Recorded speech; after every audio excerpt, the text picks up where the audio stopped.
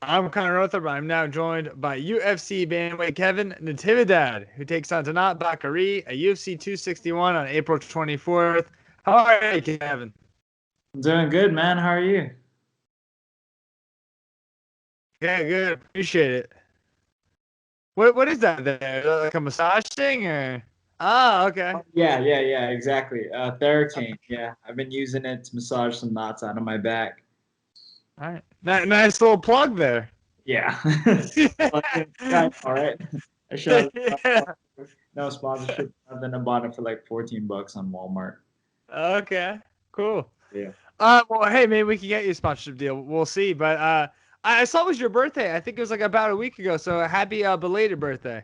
Oh, thanks, man. Yeah. On the second, to be honest, I almost forgot.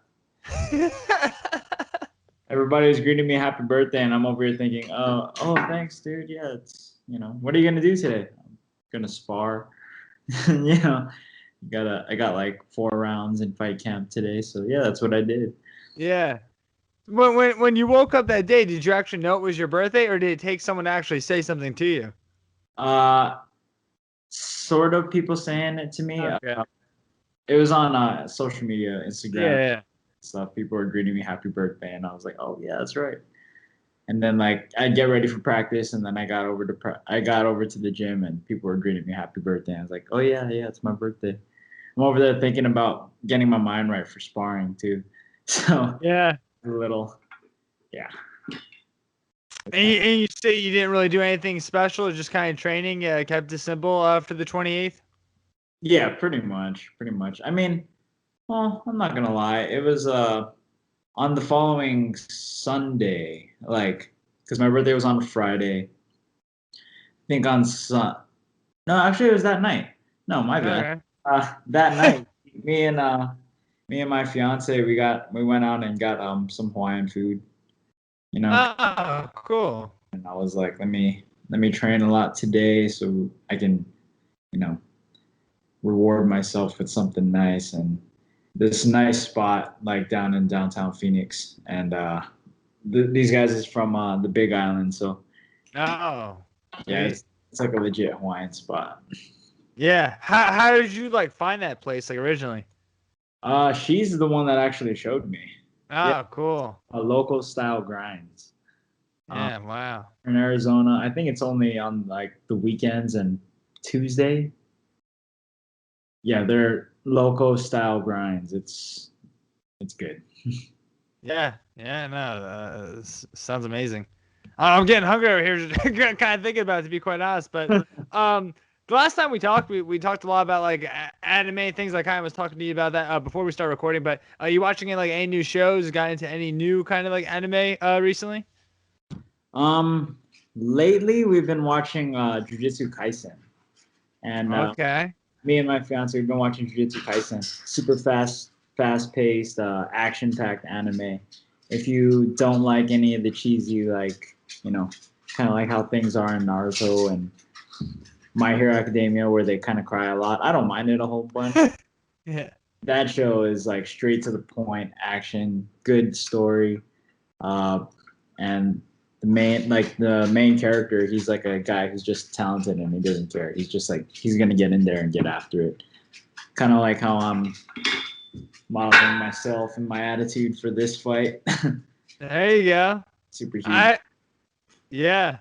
I know one of the biggest changes since I last talked to you, I think it was like about 6 months ago, is you cut your hair. What kind of led to letting go of the locks a little bit? Oh, that was a big thing. So for one thing, it was getting in the way of training. Oh, okay. I completely understand why Thug Rose cut her hair, and for her it was like that's a huge thing for her. Yeah. Really for women typically a lot of, and I don't want to say it like that, but like it was a huge thing because she like her hair is still shorter than mine. Like mine, I kind of have this like really long mohawk thing going on, but it was getting in the way of, Yeah. and also I kind of just wanted like mix it up, like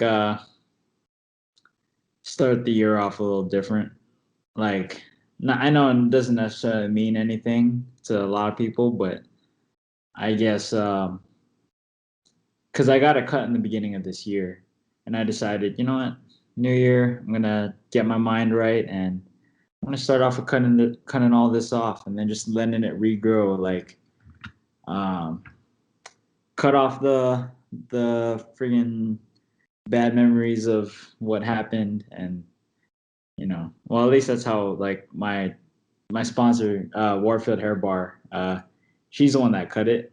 Okay. Yeah, she was like, that's how we'll envision it. I'm like, all right, that's how we'll do it. Yeah. Hey, New Year, New You. Yeah, exactly. And you kind of were just talking about like last year, and obviously, you lost your debut to Miles John back in October. What did you take away from like that experience? Kind of a lot, honestly. Like training leading up to that. Well, training leading up to that fight was ridiculous because, like, I had the same three training partners. It was me, my brother, or yeah, the same group of people I trained with. My brother, my teammate Cedric, my other teammate Jafir, and my other teammate Seth Wheeler. And Mm-hmm. you know, you get used to training with the same guys all the time, and I feel like you try to work on new things or try to have a guy emulate somebody's style, and it's just not the same. Mm-hmm. The guy Jafir, he's a really good wrestler. I feel like that was the best thing that I picked up was this takedown defense. Mm-hmm. Because he's a strong wrestler, and if I could keep him off of me, then I could definitely keep that guy off of me. And I feel like that's the most successful thing I had in that fight was my takedown defense because he shot a couple of times and I got back up right away. But I Yeah. mean, besides all that, like that fight was crazy because to me, I wasn't fully there. Like I was there obviously, and Yeah. I wanted to win, I wanted to fight, but holy crap, I was so nervous. Like I just remember being in the back room, like having these gag reflexes, like feeling like I want to throw up, but nothing's coming out. Mm-hmm. Because like I get that now, like before sparring and stuff, but it's crazy. Like I've never had that happen to me before. Like it wasn't enjoyable. Like I wanted to fight, I wanted to get in there, but part of me was like, oh, I need more time. I need more time before I get back in there, and just my head wasn't right. You know, I wasn't training with everybody that I normally train with. I wasn't like, talking to as many people. Like we were social Mm-hmm. distancing because I didn't want what happened to me in September with the COVID thing. Mm-hmm. That to happen to me again, and everything just felt so restricted that like it just didn't feel the same. Um, Yeah, like training was limited, so you almost felt like limited going into it, I guess, is like what you're kind of saying, right? yes, exactly. And Yeah. I mean, I'm not gonna take anything away from Miles Johns either. Like at the end of the day, I don't. I go in there when I go in there. I don't really care what happens. I just want to fight. Mm-hmm. And I was too outcome dependent. Like, cause I was like, oh man, I have to win. I have to win. This is it. This is it. But since especially now, like one thing that I've taken from then and now is, like I said, I don't care what happens when I get in there. I just want to fight. So why don't I fight like it? I've been taking way more risks lately. Um, I don't care like what happens. I just do things like and move with it, flow with it. And on top of that,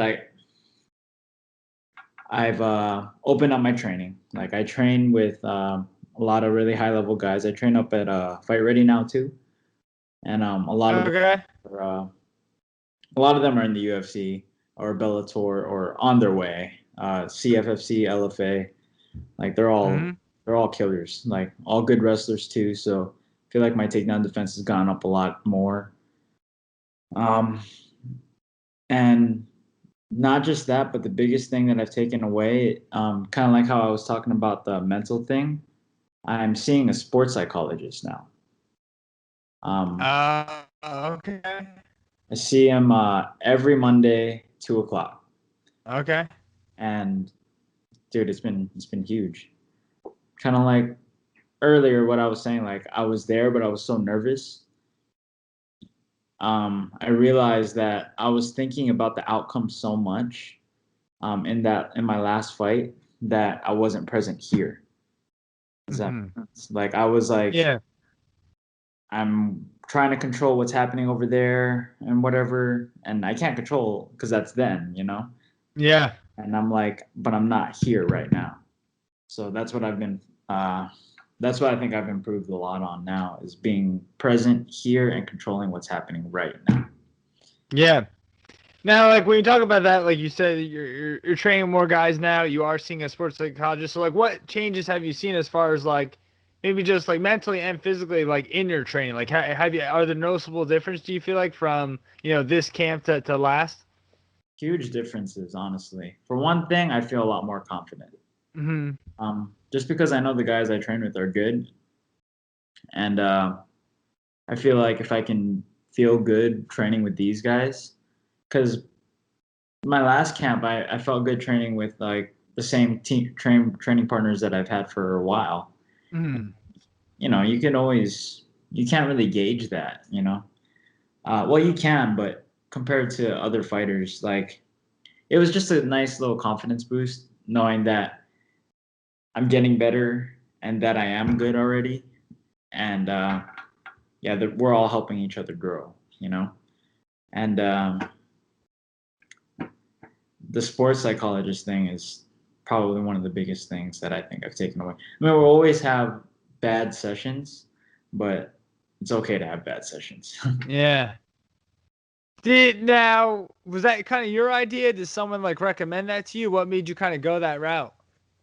My head coach Trevor Lally is actually the one who mentioned that to me, um, because I was kind of in like a dark spot. Not really like Hmm. dark, but well, kind of. I was in a really interesting spot where I didn't know what I was doing. I felt like I sucked. And Yeah.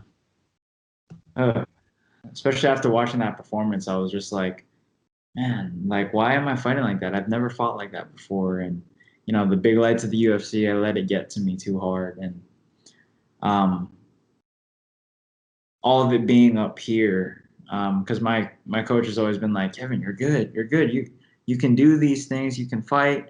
Hmm. I mean, maybe you should like if you can't find help here, maybe seek out a professional. So Yeah. yeah, that's what I did, and honestly, I don't regret it. Like I look forward to talking to my psychologist every week. Yeah. When you were saying like, you got dark, like, did you ever think about like not doing like the sport again? Did it ever get that serious? Oh no, no, no! I've Oh, never. okay. Yeah, I always want to fight just because it's like Yeah. I don't know what else I'd be doing, honestly. Not in a bad way, but Yeah. Yeah. Yeah. I love it.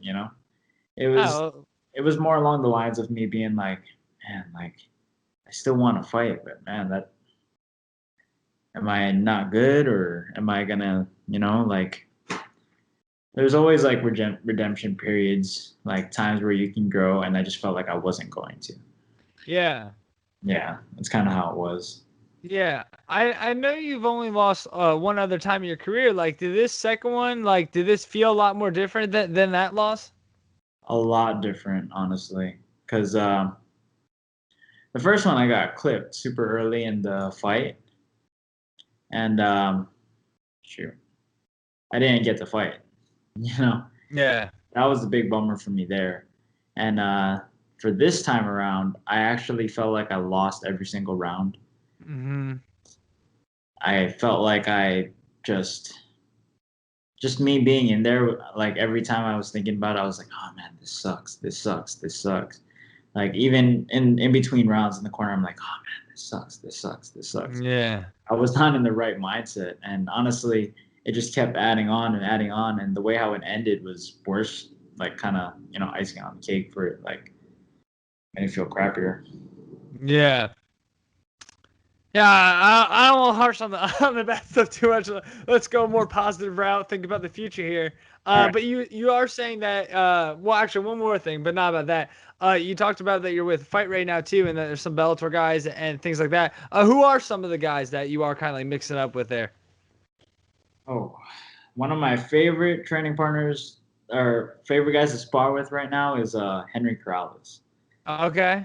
That guy's a dog. Like he doesn't care. Like he just gets in there, and when it's time to throw down, it's time to throw down. It's hard to push him backwards, and he's really good up here too. Man, Hmm. like I don't know, he's inspiring in a way, you know? Like when we talk Yeah. afterward, he talks to me about certain things and he helps me grow. Um, a lot of other guys in there. The last time JSP, I like did some grappling rounds with him. He's a good wrestler, Okay. good grappling. Hunter Azur, another great wrestler, pretty good all around. Hmm. Tough, super tough. Yeah. Um, Tracy Cortez and her brother Junior Cortez, super talented, super fast, great wrestling, quick hands and like great strikes and everything. Like, Yeah. dude, and I mean my brother's up there with me too. Like, Yeah. we still go back and forth between Fight Ready and Arizona Combat Sports. But man, like it's just been nice having like different training partners at a higher level. Yeah. And then you take on Bakary for this one. Anything you notice kind of when you're kind of analyzing his style? Um, I mean he seems pretty well rounded, you know. Uh, Hmm. Seems more predominantly a striker, which I'm excited about because I can't wait to get in there and bang out with him. But Yeah. like I've seen him take a couple shots, like a couple nice doubles, and he didn't really pursue on it too much. But I don't know. I feel like, especially because I heard he's training over at Jackson Wink now, he's been Okay. a lot. Um, yeah, mostly striking. Got a good left hook, right hands, sharp right hand, especially when you're pushing him backwards. He like snaps it out real quick, steps back. Those are really tight. So, dude, he's kind of a sniper with that right hand. That left hook, Yeah. Guida Canetti or something. That guy's name. Yep. He got him with a nice like left hook. It looked almost like a jab at first, but yeah, it's looks like a good fight. Like a fun fight for me. Yeah. And it sounds like that's kind of like what you're looking for too. You said, not so much on that outcome, but like you said, you enjoy this, so you want to have fun. So that's great. When you do think about the fight, how do you kind of visualize it playing out? Um, hmm. I mean, I can honestly see it going kind of everywhere. You know, um, Mhm. predominantly on the feet. A couple things here and there that I would like to say, but I probably won't just because there are a Fair couple enough. Fair enough. there are a couple guys from Mongolia that followed me recently, and I Uh, think trying to watch watch up on me for him. But I can see it going everywhere, but predominantly on the feet. yeah. A lot of striking, a lot of we'll see, because both of his fights in the UFC, one fight he was like standing there, like kind of moving backwards a little laterally, and then the next fight he kind of like pushed the pace, went forward. So unpredictable. Like maybe since I'm such a forward pressure fighter, like maybe he might move back, or maybe he might try to get me. I don't know. We'll see. Yeah. I'm gonna make him eat some of these hands, but There you go.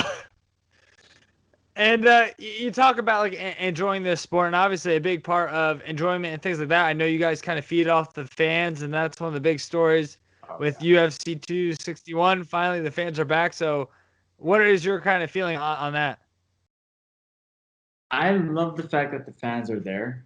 I mean, at the end of the day, like especially when I first started fighting, like I didn't think too much of them. Like I didn't really care, you know. I just wanted to fight. But in the UFC now, especially, this a giant crowd of people who don't even know who I am yet. You know, like my first one was, you know, obviously for the UFC, but nobody was in there, so it didn't feel like anything. It felt like a Yeah. sparring match. But with a sold out crowd like this, I feel like it's all these people that don't know who I am. Like it's time for me to go out there and kind of show off. If that makes sense. Yeah. No, for sure. And then one of the last things I just want to talk about, you already mentioned like your brother. Does he have anything coming up? What's kind of next for him? He's still been training pretty hard. I think he wants to fight sometime in May for the LFA again, or Okay. even if Bellator has openings, or like honestly anything like Yeah. UFC. He's ready. He's ready to go anytime. Yeah. I don't think That's great. he fights for as long as they find him something. He just wants to knock me out again. Awesome. His last fight, he didn't knock the guy out, and he's just like, I know it was good for me to experience all 3 rounds, but man, I just want to put this guy down. I'm like, well, see if you can find someone to put down in May. There you go. Yeah. Yeah, it's always nice to get, I guess, have a short night compared to you guys are getting paid by the minute. So if you have a short night, it's better. Yeah, and then I don't know, especially if it's And Kevin, that's it for. Yeah, yeah, we're a little delayed sometimes. I've been trying to keep a good pause and wait for you. Sometimes it speeds back up. Oh no, you're good. Yeah, I think something's wrong with my connection here too. My Wi-Fi. Yeah. All good. All good.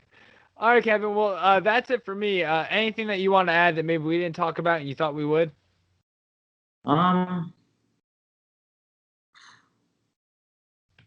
don't know, honestly. Nothing I could think of. I mean, I know we talked a lot about the last fight and everything earlier, but dude, like, for anybody watching and looking up, seeing how I am mentally and everything, dude, I'm feeling great. Like, I'm excited. I honestly can't wait to get in there already, but I'm taking it one day at a time.